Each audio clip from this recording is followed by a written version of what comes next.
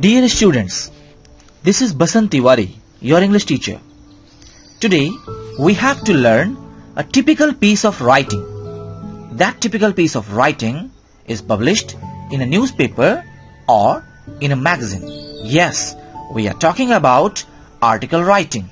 A news article discusses current or recent news of either general interest or of a specific topic. Okay? So today we have to learn how to write an article. So before learning article writing, let's be on an example. Supposing you have been asked to write an article about an interesting place you have recently visited, and you have to include good points and bad points about the place in 100 to 120 words. So now, having seen the question, what comes in your mind? What seems to you that what do you have to do? What actually do you have to do for writing an article? What would be the right format of writing an article? So before writing an article, let us be on the right concept of an article. An article is usually an independent piece of prose found in newspapers or in magazines. It is usually non-fictional and informative in nature. The name of the writer is always mentioned with the article. So, what should you include in your article? At first, you have to put a title, or it's called a heading. Then, if your topic requires, you can give subheadings also. Your language must be very interesting, and creating a good deal of interest, you have to write your article in paragraphs. The name of the writer, it means your name, the one who is writing the article, can be placed just after the heading of the article or at the end of the article. Let us be on the format of writing an article. At first, you have to choose a title, it means a heading. Your title must be eye-catching, must be very attractive, and you can put your name just after the title. It means the name of the writer who is writing the article. Then you have to introduce. You have to introduce your topic. You have to put the topic in perspective, and it must catch the reader's attention. The way in which you are trying to introduce your topic, that introduction must catch the reader's attention. Then you have to expose the topic. You have to expose the merits, demerits, causes, results, effects, or your experiences. You have to wind up your comments, opinion, criticism, whatever. And at the end, you have to conclude. You have to conclude your article. You have to conclude the topic. You have to conclude your idea with a hope. You have to conclude your composition with a hope, with an idea.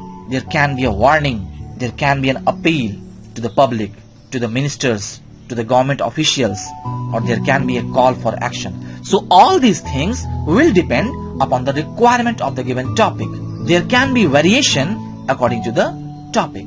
Let us explore the title. Why should you give your article a title? The title tells the reader what they are going to read. The title tells the reader why they are going to read the article. The title reminds you to keep your focus so that you will always be on point. You won't deviate from the point actually. That goes without saying that if you put a title, your article looks good. How would you write your paragraphs? You have to start each paragraph with a question. Then, just after that, answer the question with your second sentence. As per the given example question here, what makes the National Gallery worth visiting? It's incredibly a diverse art collection, of course.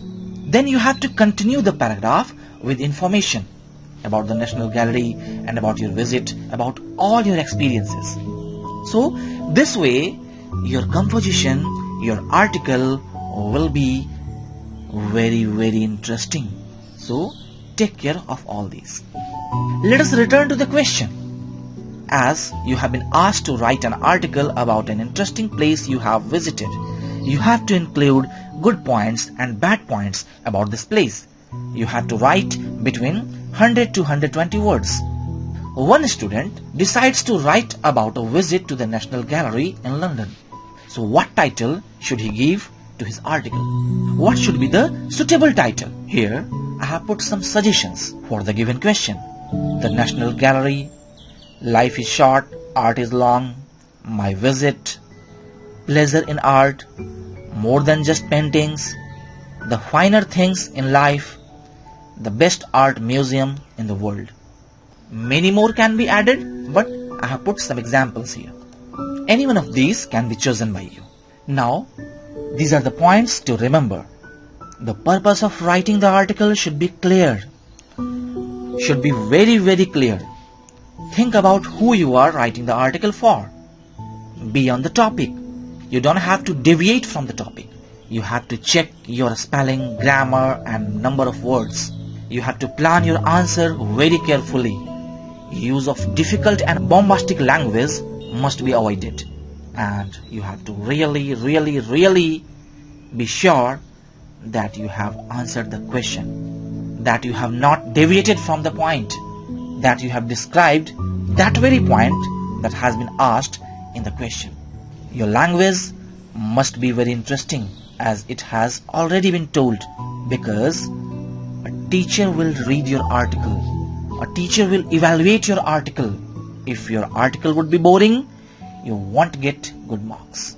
Use a variety of language, verb, tenses, nouns, adjectives.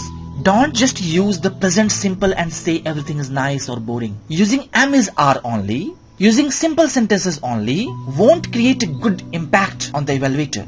That doesn't make your article nice. That will make the article boring. Actually boring. So, I have put an example of interesting language. Compare these two paragraphs. Why is the second one better? The National Gallery has lots of paintings. There are lots of different rooms. People from all over the world visit it. It is very famous. There is nothing wrong in this paragraph. But now let's be on the second one. The National Gallery has lots of monuments. You will find a number of different rooms. It has been visited by people from all over the world because of its fame. So, obviously it can be said that the second one is creating more impression. And nothing much has been done. Let's be on the conclusion. The conclusion must remind the reader why the article has been written.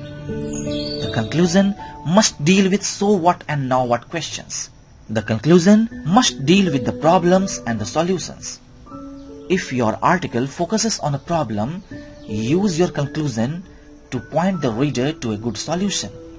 Okay? So this way you can conclude your article. Here the whole article has been written as introduction, good points, bad points, and at the end conclusion, and then the name of the writer. Thank you, students.